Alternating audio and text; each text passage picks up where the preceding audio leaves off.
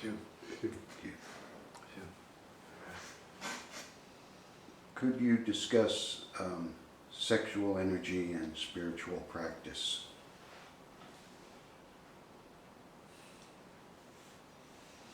Well, sometimes they are two different things. Sometimes they're the same thing. Sexual energy then is creative energy, but the question is, what does it create and how, under what conditions? We know that in terms of insemination, sexual energy at the right time can create conditions for a human being's birth. Sometimes that's an accident, often it is, and sometimes it's deliberate. So we know it has consequence when you look at it in those terms. So the question is, to what degree does it have consequence upon relationships? And beyond that, in terms of the individual, what does the sexual energy do to an individual who's not in a relationship, who's not in a position to have a certain kind of congress with another being? And so, what to do with it? Yeah. These are basic questions.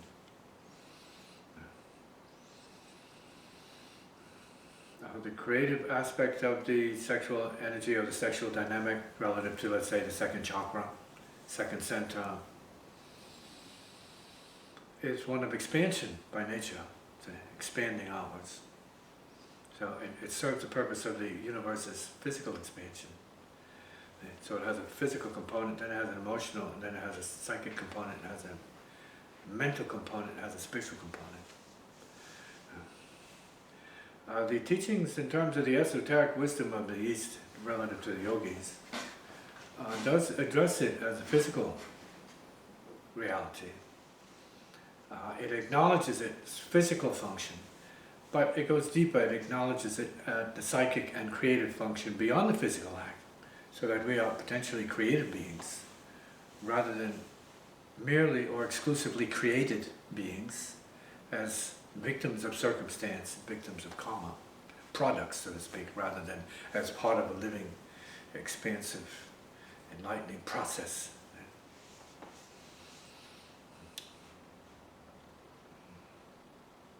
So we can then say that sexuality, for the most part, creates the individual when they are unconscious. It determines how they show up, what they do, how they feel, where they go, and so on. But this is the agreement. This is not the law. The law, there's the laws that you have a body that you must command because you have spirit, soul in the body. Spirit first. Born from the ethers, is subtle, and into, not that you have matter then, they said, but you have a subtle matter that needs to be formed into a condition that gives you an opportunity to take birth here through the gene pool. So there's a subtle component, no doubt about it. And we lose contact with the subtle component when we are born into the body and we start to identify with the physical as the physical. Not just identify with the physical, but we identify as the physical. We are the appearance. We are our nose, we are our face, we believe we are all of this. But the truth is we are just as much everything else in this room.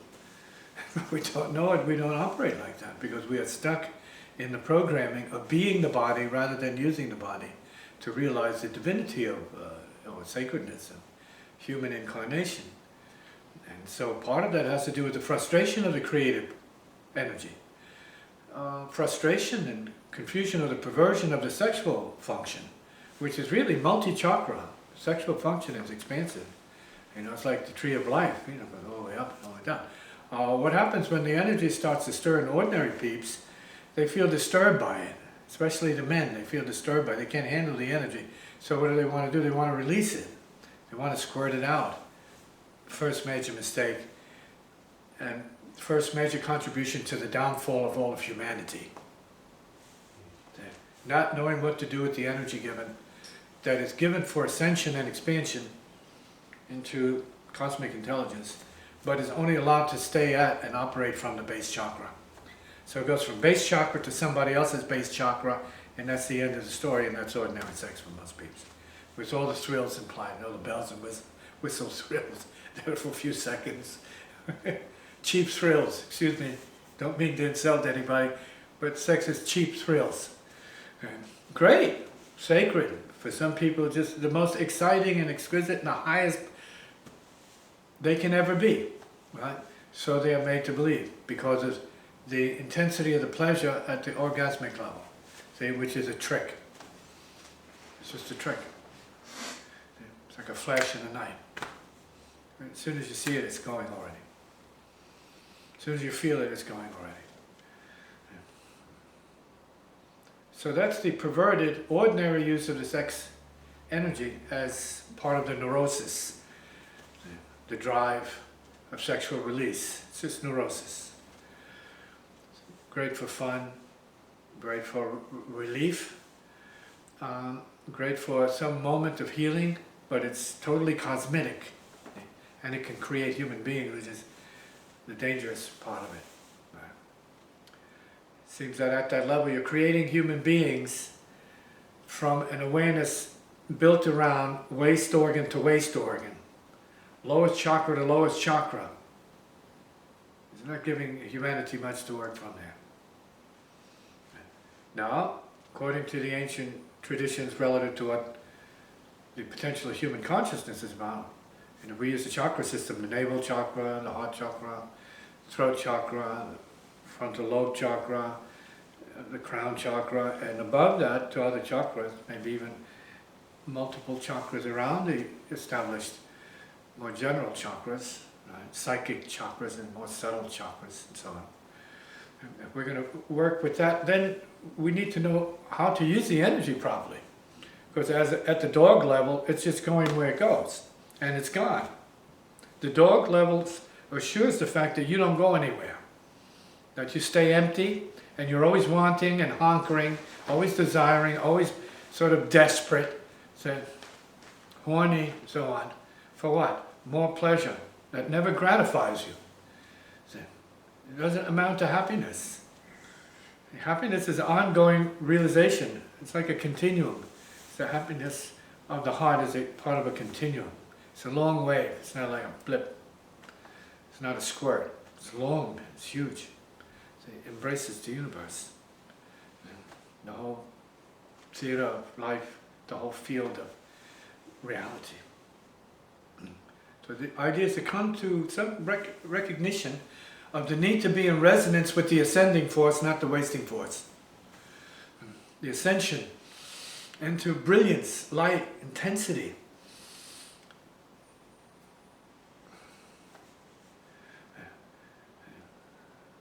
Connected to the sexual force as creative expansion. Relative to the whole body, the nervous system, all the pores, all the atoms of the body, not just a little squirt in the bucket down there at the trunk level. We're talking life, energy, force, creative power, which is like part of its own continuum. The power, spontaneous, unceasing creation, which is nature. But not as consciousness. We want that as creative consciousness. And that's true to our true nature. And spontaneous arising and emerging and springing forth.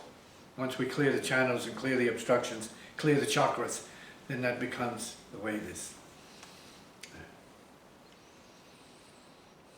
So to become conscious of being part of the creative force in its ascending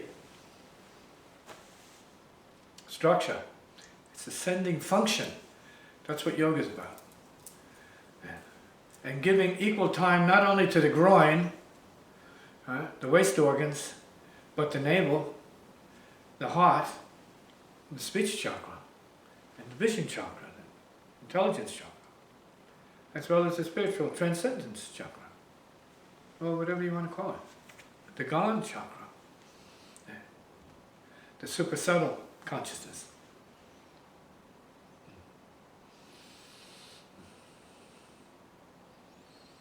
So it is a beautiful thing if we want to relate to it in its divine aspect.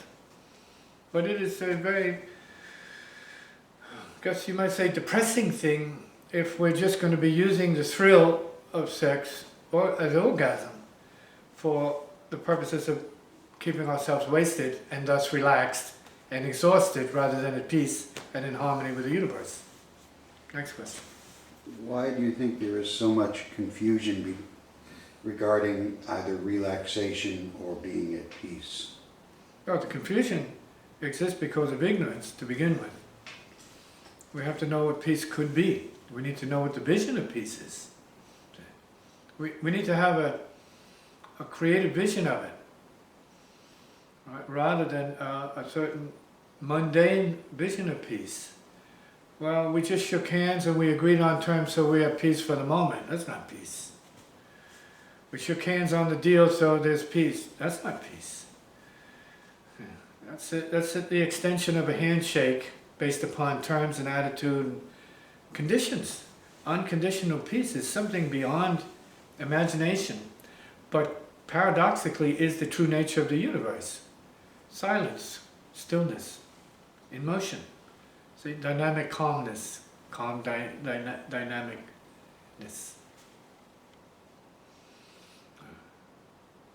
Creative, see, stillness, creative balance then. Creative because we're talking about the poles being balanced so that through the center, right? Like when your hands are balanced, you have balance, then this is much easier to access. When you are at balance, sitting in peace, then you have full, say, operational inter-chakra consciousness interaction. We can breathe it now and feel all of them tingling if you're sensitive enough. And that's the point. So then the peace is something that is ongoing, and we need to know that that is what it is. It's not a moment like of tension and relaxation to disappear in a few moments. Peace is its own continuum. And we need to connect with that so that we become not momentarily pacified or relieved, but in the condition of peace, living as peace. Peaceful beings, see? Heartful beings, peace. Not now and then, but as part of your norm. It's your normal beingness from the peace of, let's say, balance, stillness, clearness, clarity, so on. So it's easy to measure peace by the bigness and deepness of what that is for the individual. And that's what it is. It's transcendent, but it is true nature. When we go to sleep, body is at peace, it's at rest. When you are most open, you're at peace and at rest temporarily. Maybe then you can have the vision of the possibility of peace as reality. And peace and genius go together. Yeah. You relax, you open, more comes to you. You tighten up, then you squeeze it off. Yeah. Relaxed openness. In other words, resting in the condition of awareness with the creative purpose, focus, or whatever, brings more to bear through the channel, whether it's music, art, science, religion, who cares? So if the, let's say, sexual application of sexual energy is at odds with spiritual practice, it by itself is not at odds with anything. Sexual energy is its own reality. The idea is when you become victimized by way of false identification, as if that's who you are and that's all you need, which then is just a fling in the night, which is none of it is bad. Anybody can do it. But what does it add to you besides experience or a notch on let's say the butt of your rifle, so to speak, or your cane, whatever you have, you put your notches in, right, or your broomstick, or your guitar, or your drumstick. There's another notch keeper. There, your drumstick, favorite one, right? Yeah. So it depends on the person's understanding of what this is all about. See? So within couples, is it possible to have peace if the sexual energy used for sex is at odds with Sexual peace? energy is also peace energy. And that's what we need to do, advance our intelligence and open our understanding to a wisdom level. So rather than the impulse to have sex as rules, it's not about the impulse that rules, then it's about what is the wisdom that reveals what it is in truth completely for what it is. So people start to see that their whims, their impulses, untrained, undisciplined, are squirts in the bucket. They're not going to amount to much. There's nothing there that's building anything, transforming anything, or realizing anything, if you can look at it in those terms. See? So peace by itself is all-embracing reality. It's like the silenced nature of total creation. It's present now. It just is. And it's perfect. We are that. Released into it, we are that. Avoiding it, resisting it, we're neurotic. Yeah. So the sex energy, misunderstood, creates complications and disasters. Relational confusion and mishaps, missteps, mistakes. Okay? Suffering. Know thyself. Know your machinery. Know your emotional, let's say, experience. Know yourself well enough to feel the emotions coming up, to determine what you're addicted to, what you owe to, or who, and what the debt is, and pay it off immediately. So you get back to peace, get back to balance. So everything else is here to throw you out of center, off center, and then you need to recover that. If you think you need a relationship to recover, then you're going to find some recovery in what you think you need, but that's not real recovery by itself. The things are not the recovery. The recovery has to come from your understanding. That is your peaceful realization of being, first and foremost. Okay? Then we're talking about the fruits as a path. See? Source as the path, and then source as the source, and the fruit, and everything else. Source is source. And be source. That's easier said than done. We have to evolve beyond much programming before we can start to embrace that as a reality worth giving attention to. Otherwise it's too abstract, too removed from the passion at the sensual level, which is completely commanding of the consciousness of an ordinary person that is not above that. Say, higher than that or beyond that, in a sense where they can be objective about it, to keep it in perspective and keep some balance going while they walk their path. Okay. So relationships are experiments in energy processing. Could be sexual, could be intellectual, could be emotional, could be physical, electromagnetic energies, charisma, and all of this, animal attraction, whatever you want to call it. But nobody is that. But that's arising in everybody's case. Sometimes it's guiding, sometimes it's misleading. We have to know better. See? So we need to know our stillness in order to judge more carefully and accurately where we're being misled and in what way we're being guided. Whether it's sex energy, relational energy, whether it's intellectual energy, whether it's psychic energy or even spiritual energy. We need to know where we stand with that, where it is, and whether or not we are in the balance of the peaceful flow of life, or the Tao, or if we're just in some kind of momentary wow, being lured into, seduced into some excitement, distraction, or danger, see? Which it could be anything. You need to know for yourself. From your peace, you know all of that very clearly. But that doesn't mean, because you know it, that it's right or good for you when you say it's right or good for you. You need to know what level that's coming from that's saying it's right or good for you. So, are there sexual practices that are more in keeping with spiritual practice, like tantric sexuality or... Or you're talking about the awakening in the Kundalini. Sometimes that awakens by itself and there's nothing for you to practice. It just shoots up the back, in the back of your spine and it electrocutes you. Sometimes quickly, sometimes over time, right? It toasts you, right?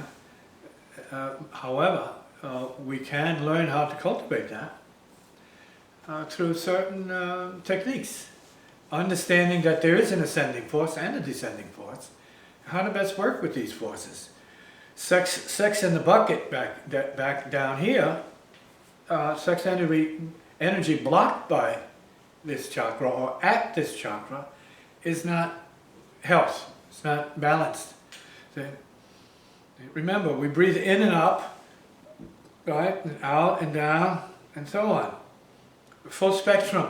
So we have to be full spectrum, not just groinal, see? We have to be totally open. See? Conducting at all the chakra points, all the major chakra points. See? Here as much as here, as much as here, as much as here, as much as here, as much as here, as much as there. And then the whole body. And then outside of the body. So that we can get into the whole body of, let's say, the universe or reality, the body of reality. This is all part of our potential to be connected with the body of reality, so that the thrills down in the pocket are not as important as what is important to the heart, or what's important to here, or what's important to your vision and your intelligence here, or what's important to your crown point, right? The spirit point. These are all important. Your fingers are just as important then. The cells, all the cells as one cell is important. See? The total being. So if you have a relationship that's helping you realize that, great. If not, then you're on your own to try and realize that before more karmic experience throws you off track, confuses you, or places you at a lower level of, let's say, reality than you began with. And that's not a good place to be, although you're free and it's your right to be as low as you can be. Just as it's your right to be as free as you could be of all suffering in the same blinking eye. Does this all hold true more or less equally for males and females, or are there any distinctions to be drawn? Well, because there's a multiplicity of levels that each one is functioning at. So you have men, they have more physical problems perhaps, with physical sex, emotional sex. And so this physical drive is really hard, even brutal for some. Women who may not have it that difficult may have emotional issues that are just as powerful, just as maddening. See, so it really depends. You have physical urges, you have emotional urges, you have memory urges from different lifetimes, maybe different peeps. It's all possible. You're picking this up from other peeps, so you don't even know where your own urges begin or end, from mixing and overexposure to certain peeps that have stronger, more powerful auras than you do, and more powerful desires, and everybody's mixing, and so who's who, what's what. Yeah? So you have to spend some time alone to be able to decipher, to discern, clarify for yourself where your neuroses begins or ends, at what level, concerning who, what, when, why, and so on. Having spent some time alone and, trying to restore, let's say, that still point, why would someone then re-enter the coupling or relationships? They may have to do it because there's unfinished business. And so I don't recommend that people be married unless they feel they have no choice but to get married. Because it is something easy to get into, hard to get out of. And I recommend that they don't have children until they're really ready, although a lot of children are born out of accidents, mishaps, unwantedness, okay? Confusion. And so that's not the best of conditions to begin, but if it is, then try to make the most of it. The idea is to start to expand, not use a relationship to contract yourself, make yourself smaller and lesser. When you're here with infinite spiritual potential, You want a relationship with infinite potential rather than with slavery. Who wants to need slavery? We've already been that. So we need expansion. Not negative expansion, but positive expansion at the heart level. So sex is down here, heart is up here. Sexual impulse is down here for evacuation purposes, and the heart is over here for, let's say, compassion purposes, heart purposes, okay? Okay? Love purposes, nurturing purposes, okay? Expansion purposes, okay? Healing purposes. This is a little bit of healing down here, but a whole lot of healing up here. Right? And then we speak about the healing of a hug for certain peeps, especially children. They need that companionship, that support, that security. See? They don't need to be, sexually molested. No, that's self-indulgence on the part of the adult, okay? Who's insensitive to the state and condition or the predicament of a child. And so that's unfair, in a manner of speaking. It's dangerous. See? It's harmful. See? Maybe not all the time for some peeps, certain conditions, certain cultures, maybe it's the norm. But here we're talking about compassion. Feeling the other person and what's being done to them. Before you do it to them, you feel it.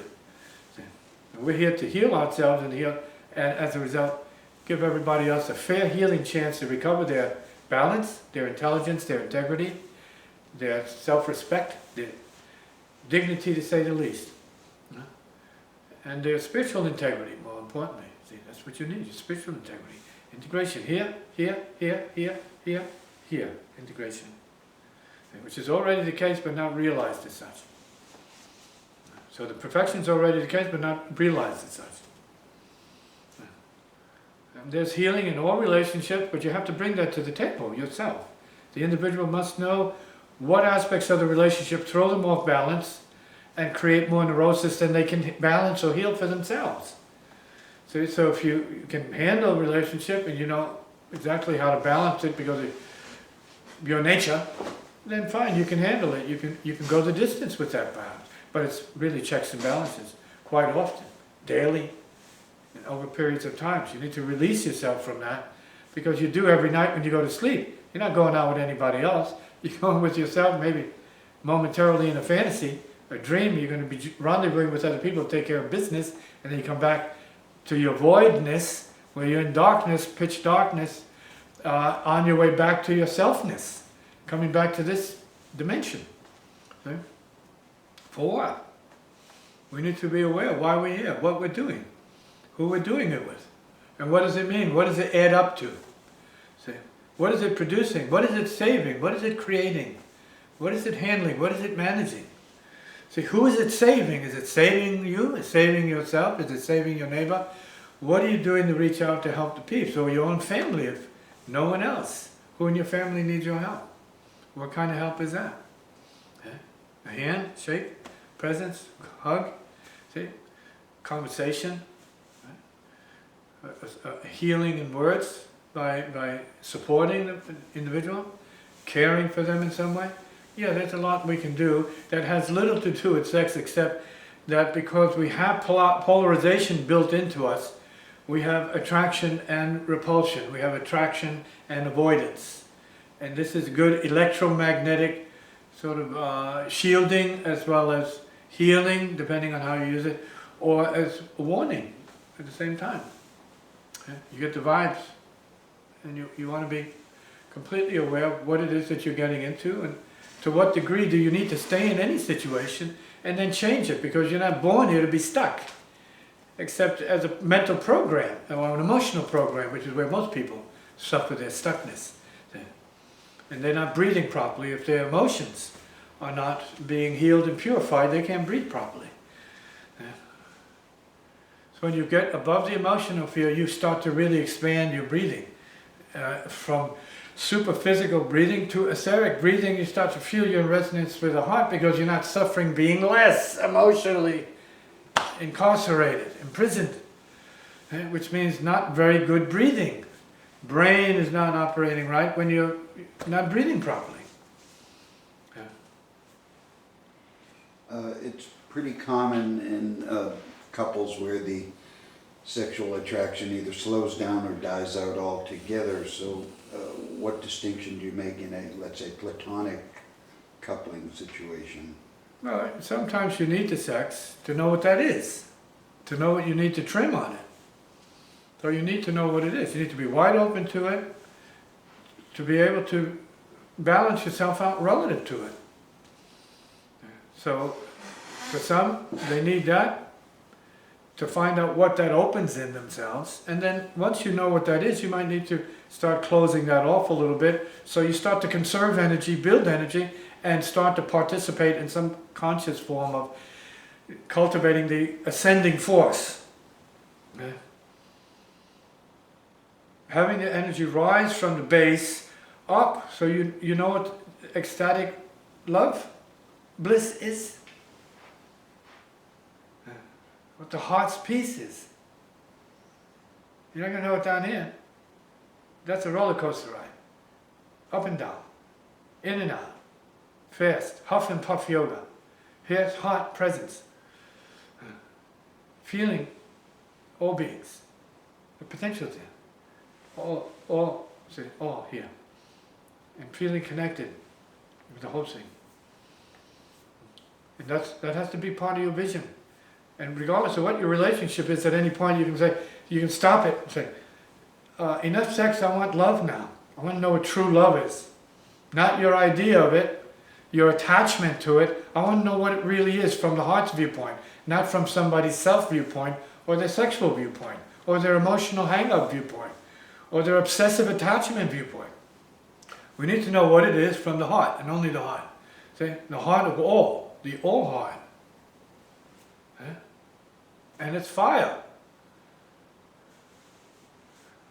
I know what hot fire is. It's not something you can see, but you know it.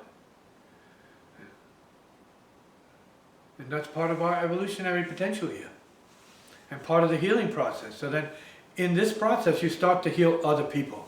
That's the process. Heal to keep the healing going. And here's the healing first. Healing first. That's what this is here. Healing first. Down here, self-indulgence first. Here's healing first. Vital body urges first. Healing first. Heart resonance. Peace. Working from that, so you know what it is, and you're like resonating it with other people.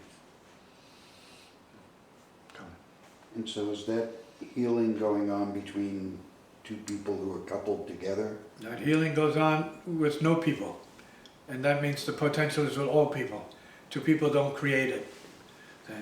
Two people can mutually cultivate it, but it's already there in everybody. So it's one being.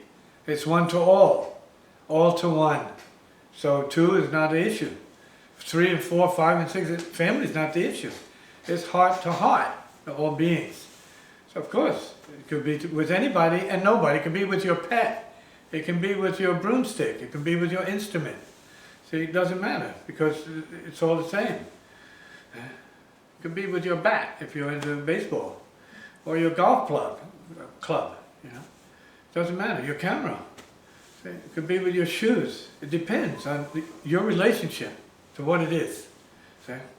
And what it means to you. See?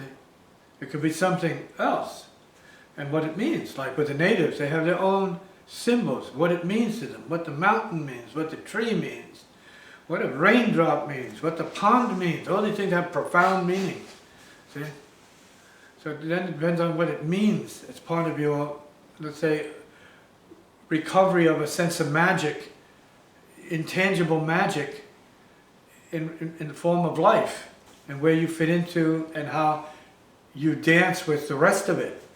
And it's not just one person, it's with the one person, which is all beings, and the divine person, see, in the heart. So this is also part of the whole idea of the conductivity of the sex force as a neurotic beginning, but a blossoming, transformational way of life, where that energy is brought into full play without the sex release, but through manifestation, through heart, mind, and speech, body, vision, practice, service, and more service to other peeps. That's how it's worked on. That's how it finds expression, service. Because then you are the genitals.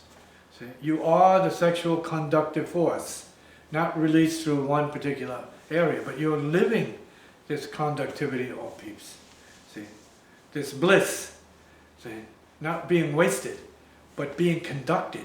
See?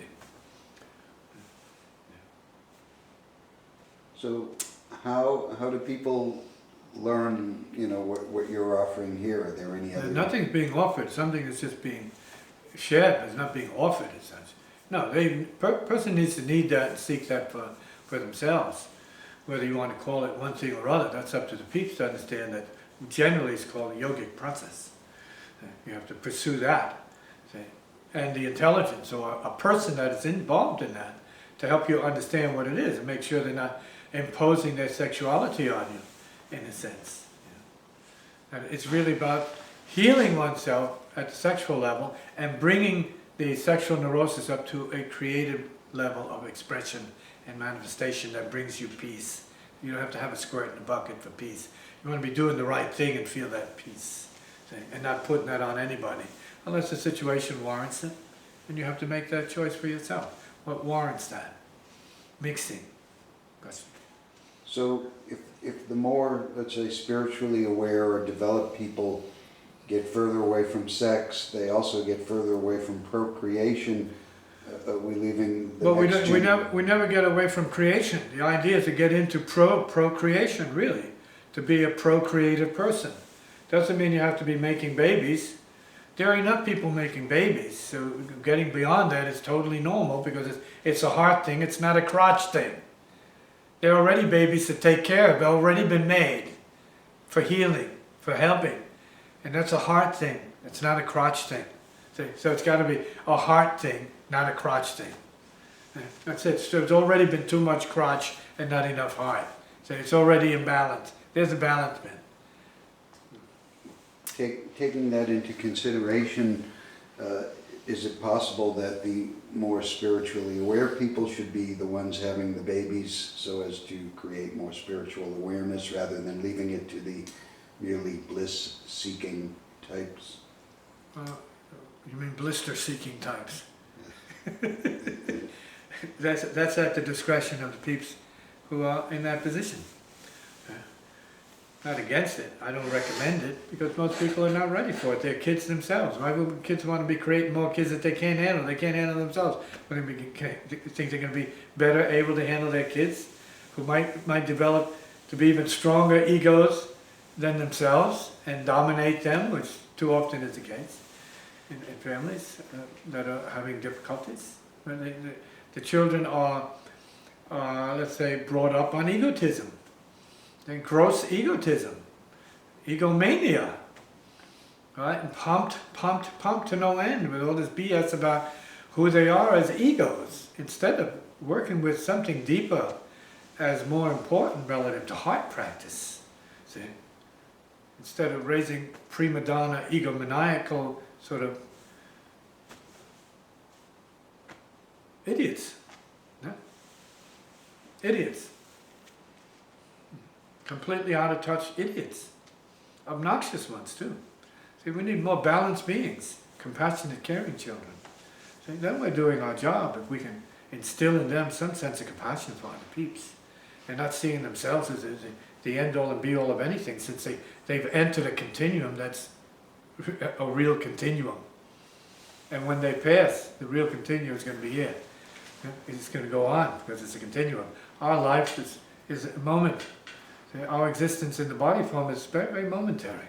See, if we have imagination and intelligence, we see it. It's a moment. See, because we see a bigger picture. Because we are all forms, so we're in one form. Say, oh, when this is gone, it's gone. It's everything else. So, in one sense, it sounds like having children is an impediment to spiritual practice and best avoided. For some peeps, absolutely. You have to know what you can handle. and not think because the neighbors are doing it, all of a sudden you want to get up there and do it, when that might be exactly what strikes you down, what causes you suicide. You need to be smart about this. Or causes your kid to want to kill itself because you're not reading its messages. You're not hearing it. You're the parents, you're smothering it with what? Love? You should know who your child is. And it's not going to die on you. It's going to want to be with you. It's going to want to love and live. That's because you're not feeding it what it doesn't need. See? So feed it what it really needs, and it's here to stay for now. See? It wants to live. It wants to show up. It's going to, be complete. That depends on how you relate to it, whether you're an egomaniac yourself, more interested in your reflection in the mirror, or whether or not you have proper heart resonance with your child or your loved ones. That's something for the individual to figure out for themselves before it's too late. Are you really reaching your children? And how so? What's the proof? So are there, let's say, karmic or astrological considerations one should take into consideration prior to coupling or leading to having children? That could be helpful. I'm not saying that's the key to it. It depends on who your psychic is, or who your teacher is, or who your guide is in those ways. An honest guide, not somebody you have to pay for the service, but an honest guide who knows how to do work such as that from the heart, yeah, then they will set you straight, because sometimes your heart is not smart. You don't have smart heart, and when you don't have smart heart, you're stepping into a whole bunch of garbage, and you don't know it, but you're in a state of romance, so who cares? Okay? And then you have many people who have wonderful beginnings and disastrous endings, because no one cared to look at it properly. So it's a matter of being able to look at it and say, okay, at this point, this is going to happen if you go this path. And if there can be markers along the way to prove that that's where it's going, that's even better. Okay? So people don't have to make their lives one big disaster of unhappiness and depression, sadness and sorrow and suffering. See? Whether you have money or not, you make mistakes. Because your head and your mind are not aligned with the spirit. So you're going to make mistakes. Misjudgments, miscalculations. Be at the wrong place at the wrong time and pay for it. Or cause your children to be at the wrong place at the wrong time and you pay for it. We want to have some kind of positive view of these things, and so we have to stop, slow down, stop, look and listen, as it said. So we see beyond the appearance of what's going on. That takes spiritual practice. But before spiritual practice, you have a need for it. Not all cultures are as, let's say, fixated on romantic love as a basis like we are. I mean, to the point that some use arranged marriage or other considerations for why people get together. Do you think those are more valid than simply romantic love or sexual attraction as a basis? Maybe more valid for some, just like anything may be relatively more or less valid for certain peeps. It's no difference. Depends on what your karma is. So that's not good or bad. You have to see how it pans out. It's that basic. And yet it fits within cultures, so it's not... It's a starting point. It's not the end. It's a starting point. Everything that arises is wood for the fire. Have no doubt about that. If you hold on it too long, you have to give something up you may not want to give up. You have to pay a price for holding. You have a lot of people, you're not at their deathbeds where they have regrets because they held on to something too long or someone too long. And they know it was not the right thing for them to do. The idea is to be happy, to have, to give, and let go of. So you have no regrets. The idea is to walk down the path of no regrets, if it's possible. And does the opposite hold true, where the regrets come from not holding on to something or not attaining something as opposed to holding it for too long? Obviously. Too long or too short. You have to know when the time comes. Precisely. right? And be free of it at the same time. So letting go is part of this process, but not just throwing things away, but letting go consciously with a sense of balance, so there are no regrets. Everything is free, see? Free of neurosis and clear. Because you're in the moment so well, you play the right note and you're okay with it. And it goes, and you don't care. You strike the right pattern, the right moment, and it's knowing that perfection. And then going to the next moment, and being that intimately related with your moment to moment, breath by breath, heartbeat by heartbeat, reality. Comment. Another topic. Just as an observation, it seems that a lot of people make their decisions relative to their coupling and all while they're in their most wasted state. So their basis for judgment is maybe not as good. Maybe, and probably isn't. Another topic. I would like to, ask if you have advice for, let's say, distracting lustful thoughts that come in unbidden. Well, the idea of the physical is one thing. Sad news is we're more than the physical. As is indicated or implicated by what you're saying. So you have physical desire, which is one thing, may come and go in its own pattern of time. And then you have emotional desire that comes and go in its own pattern of time. And then you have mental or memory, emotion and desire, which each one of them, the memory and then the mental, they're all from their own dimensions. So this kind of wave over wave over wave of, let's say, sexual neurosis, concern or desire, is part of the predicament of being human and not needing all of that kind of sexual stimulation, but it's there. And the only way you're going to get beyond that is to know that it's not there at the same time. So knowing it's not there at the same time is very crucial to this process. See? And now we're going back to the peace that we were talking about originally, which is the true nature of your toe. It's, it's your toe. The true nature of your toe is peace. We're not talking about your nipples or the head of your penis. See? No, it's your toe. It's something else. See? And taking the focus off of that. In other words, the peace is everywhere. And we just don't know it. See? Because let's say the stimulation at the sexual organ level is so raw and so intense. You think that's the reality, so you're pulled into that. So you're not really in your body, you're in your genitals. The idea is to be in your body as a whole, to understand what that really is. And it's not all about sexual stimulation. Your brain is not about that. Your ears are not about that. But that part is. In the brain. It appears to come in the brain. Well, that depends. The thoughts don't overwhelm your focus. Your focus is what the most important thing is. So if your attention is on your toe, then that's where your focus should be.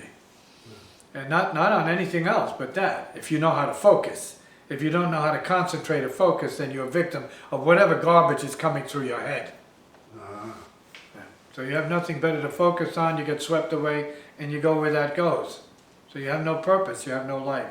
You're just a victim of sexual neurosis as inherited through the ancestral line, river of blood. But you have to take charge of that. And that's what it is. You have to find your focus apart from that, unless you're going to be a porno star. And then if you're a porno star, then that should be your focus and not your toe.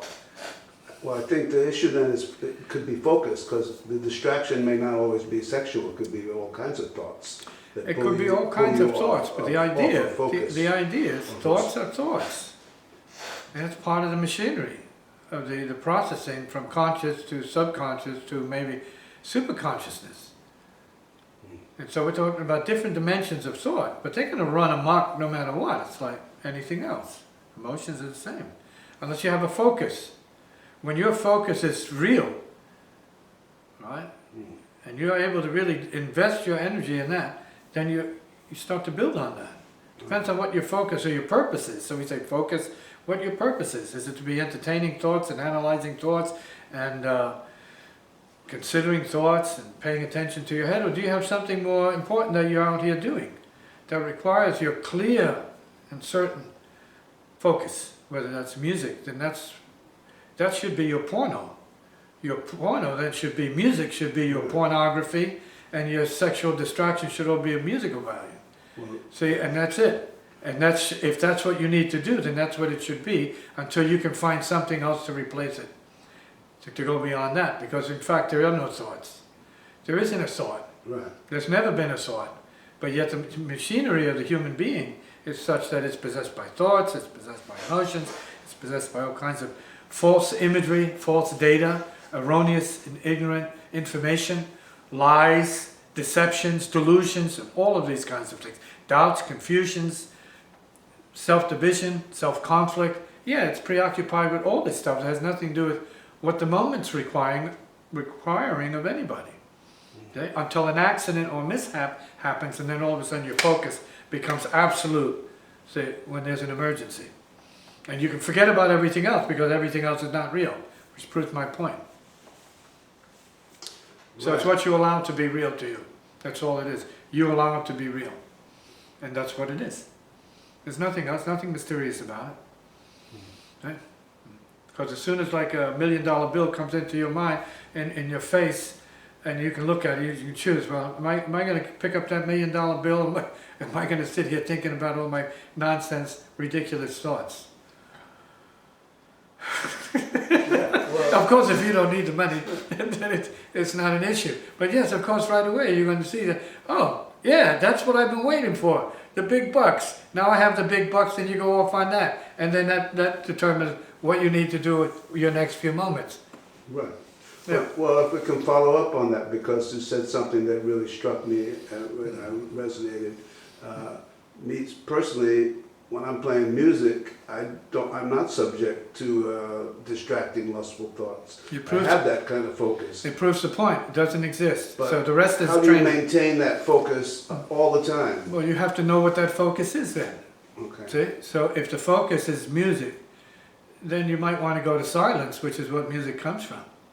That's then meditative in nature. See? So it's what you do with your mind. It's not really the, if we can call it the impressions, your mental impressions or programs. We can say that they're a problem. They're not really a problem. It's what you're doing in the meantime that's a problem. Everybody has that, but not everybody suffers that. So then it's about a matter of looking at everybody else who has their mind, where they have their minds, and that should be on what's most important to them. Because again, since it doesn't exist, then you have to figure out exactly how it is you appear to have so much going on. And then you have to realize you open yourself to that through your reading, your preoccupation with knowledge and information, and all of this stuff. So you open the door to all that garbage coming into your head. Okay. Yeah? It's something you are creating, and you need to transcend it. That means put yourself on another plane of awareness, and that's the choice that humans have that perhaps other beings don't have. Okay? You're where you need to be until you're where you have to be. You really have to be at some certain place. And since anything can distract you from whatever you're distracted by, I mean, that's the machinery that is going on here, then you know that you're not that. You have to see it for what it is. Yeah. It's only a distraction, and nobody is a distraction, but a lot of people are distracted as such and taken out by it. Like if you're driving and you're in a very precarious situation on a mountain, you see a bird or something like that comes to you, and you lose control of your steering for 1 second, you're off the mountain. Yeah. So it's done. There's no time to think or anything. If the bird hits your windshield or something like that and it distracts you, you've lost it. And you've lost your life in that same second. So focus is a very important thing to think about, although we're not going to be able to solve the riddle of what it should be focused on, or when a person should focus on this, that, or whatever. The individual has to understand the nature of their mind, what distracts them, and what brings them some calmness. Relax all of that. Okay? Relaxing that. So there are techniques that help you to breathe, to relax your problem, and be in the body, and be attentive to the body, and be attentive to your environment, where you start to really walk all of that down to a stillness. Like you can start listening to your heartbeat right now.